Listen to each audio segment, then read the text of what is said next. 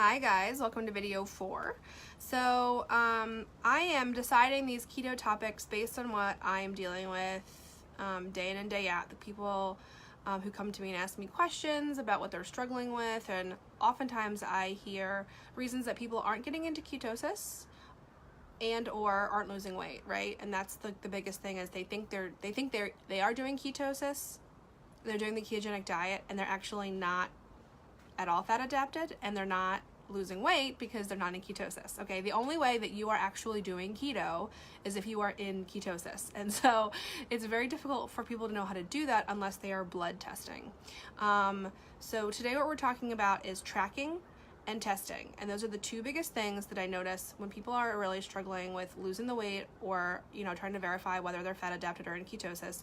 I ask them, well, what are you tracking with and how are you testing? And usually they say they're not doing either, and I'm like, well, then that's absolutely 100% why. So taking it back, the reason we have to track, and we have to really, if you are trying to lose weight, you definitely have to track. If you are keto and just fat adapted and you just want to float along and do a fat adapted based eating plan, and you have no particular weight to lose, great, fantastic. You don't have to really overly obsess about tracking, but if you're trying to lose weight, you definitely need to track, and this is why. All weight loss is energy management, okay? Where is our energy coming from?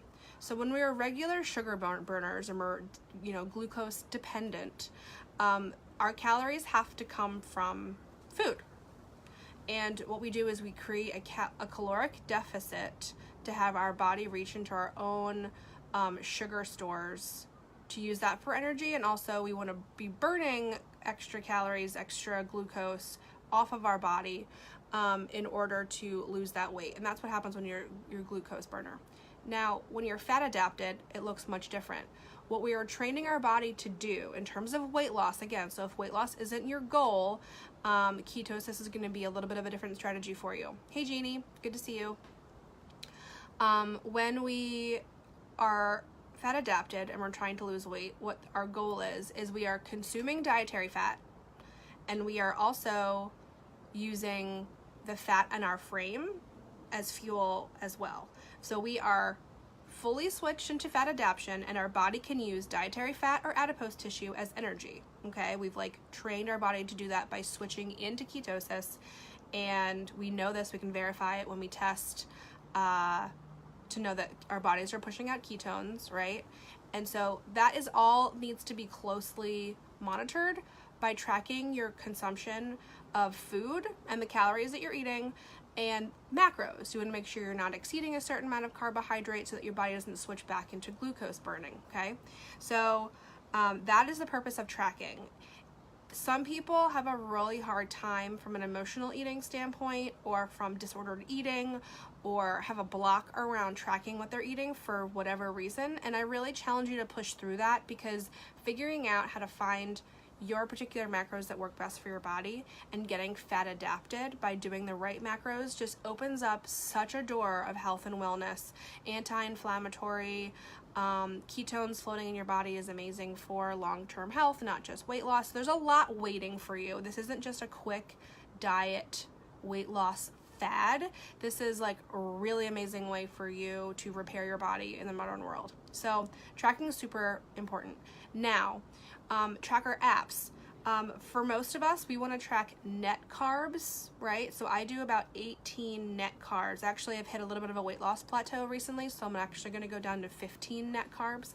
And a net carb is a food's total carbohydrate value minus its fiber content, okay? So, a lot of these tracker apps like MyFitnessPal, whatever, don't calculate the net carb for you. You have to figure that out manually. So annoying. So two of my favorite apps are Keto Diet Tracker and Carb Manager. I actually just discovered Carb Manager recently, and I'm really liking it so far. The free version is pretty great, and they do calculate the net carb for you. Both of those apps, when you first open them up, they walk you through, what your lifestyle look like, what is your current weight, what's your weight loss goal, and then they will figure out the macros for you, okay? So all that math is done for you, and then it's just up in the app every day, and you just plug in what you've eaten and you can see how you did. It's kind of like a game. I really like it. So that's tracking. Tracking's super important. The other thing that's really important is testing. If you don't know you're in ketosis, aside from all of the cognitive benefits, and you're struggling with weight, I would definitely track, or I would definitely test more often. So I'm actually going to test for you live in a second so you know what it looks like. But here's the thing. There are 3 ways to test ketosis, and there's 3 kinds of ketones that are tested with these different strategies. One's acetone, one's beta hydroxybutyrate, BHB, and one is another word that sounds exactly like acetone, which I can't remember right now. The thing is this: urine strips are what everyone uses because it's cheap. It's not accurate after 2 weeks. And what happens is our bodies become more efficient at no longer excreting those ketones through our urine. So people are changing up or switching or maybe even doing more carb because they think they're so deep into ketosis when really they're just dehydrated or have had alcohol. So not reliable. The thing is, like, if we're buying the keto food and we're going through all of the the steps to do keto correctly, you definitely want to have an accurate reading. So definitely don't do the urine strips. It's a total waste of time. I'm generally not here to screw around. I want to know what my reading is. And then there's breath tests now as well that test the ketones coming out of your breath. But again, those aren't super accurate either. Constantly I'm seeing people show their breath ketone reading and their blood, and it's just like they're so inaccurate. It's so different. And the blood ketone's obviously the most accurate. So you'll get really familiar with what the ideal ketone readings are through your blood. Starting at 0.5 is considered nutritional ketosis, and that's great. Ideal for weight loss, though, if we're talking about weight loss today, it's 1.5 to 3 is an ideal range for weight loss. That means your body is well into ketosis and fat adaptation and definitely recognizes that your body has enough fat and is using the fat for fuel. Okay, so I'm gonna do a future video on testing both of your ketone reading and your glucose and coming up with a joint number for that. But for right now, we're just gonna do my Keto Mojo, which is what this is what it looks like. Keto Mojo monitor. From the same company, I get glucose and ketone strips. They come in these little guys here. So all you do is this is my ketone strips. Open this up. There's a bunch in there. I don't know if you can see those. They're all loose. And you just pull one out. Okay. Then there's this little chip on one side that goes into the machine. And then this side right here, this little thing right here, you can see is the little reader, and you're gonna put your blood drop on that. Okay, so I'm gonna do it live for you right now. So again, ideal ketone 1.5 to 3. I haven't checked my ketones in a couple days, so I hope that comes out good. So here you go. Here's a little lance, just like if you are doing a normal. There's a little needle on the end. These are super cheap. You can either get them from Keto Mojo or get them at the grocery store or whatever. Very, very common. So all I do is I just take my finger on the end. I don't do this super deep. Honestly, sometimes it hardly hurts at all. And it just takes 2 seconds, just a little bit. You just want to get a good enough, one little bead of blood. So here we go. Piece of cake. Boop. Put my strip in the monitor. It automatically turns itself on. So that it looks like this. Put it right on the top. Here it goes. It's turning on. When it's ready, you'll see that little drop of blood blinking at the top. See? That's telling me that it's ready. All I do is put the drop of blood on the reader. It beeps. It counts down. Reading the strip. And my number is 1.5. Perfect. 1.5 to 3 is what I'm shooting for. So that's great. I accidentally had a lot of carb yesterday. So here's the reason why you want to track.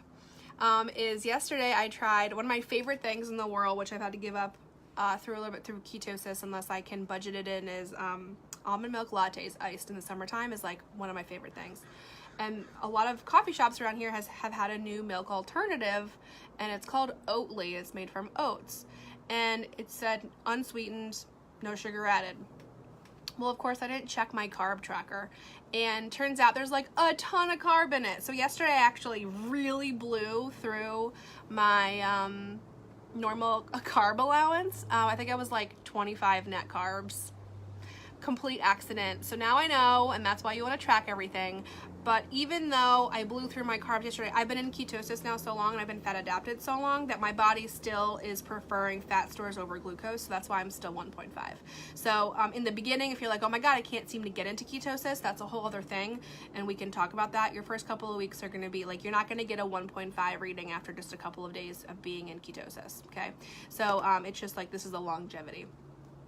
So again, like I said, tracking and testing. When people come to me and they want advice on how to do keto better for their weight loss and see more weight coming off, I always send them back to testing and tracking. So you can't get anywhere if you don't know where you're going. And the macros, tracking your macros and knowing what your blood ketone level is going to be the easiest way for you to stay on course and know where you're at.